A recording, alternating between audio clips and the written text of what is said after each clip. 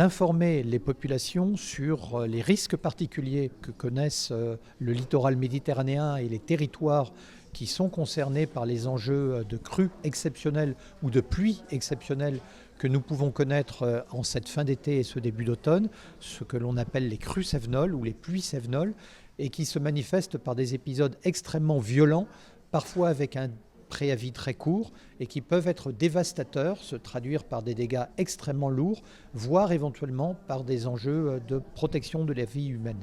Et pour cela, nous avons donc besoin d'informer les populations et surtout de rappeler que la population, les citoyens, les habitants doivent être des acteurs de leur propre sécurité.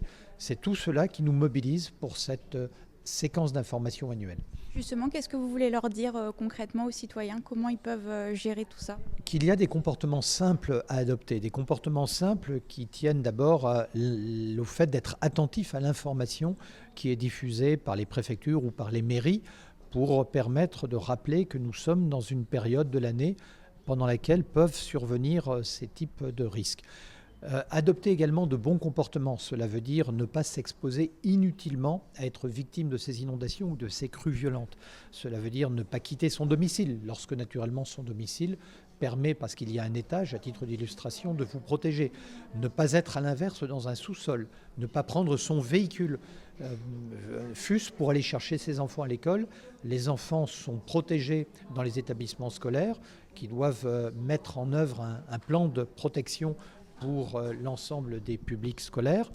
Et il ne faut pas prendre son véhicule parce qu'un véhicule, dès qu'il y a 30 cm d'eau, peut flotter.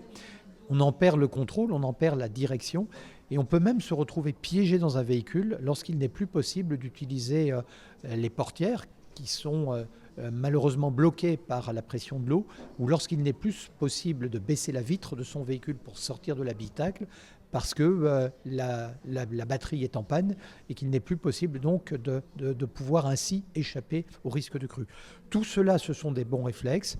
Il faut également être attentif aux consignes de vigilance qui sont diffusées. Il faut avoir un kit de survie dans son domicile, c'est-à-dire la possibilité d'avoir de l'eau, la possibilité d'avoir de l'alimentation, prévoir également une lampe torche, prévoir une radio avec des piles pour être en mesure de s'informer sur les médias.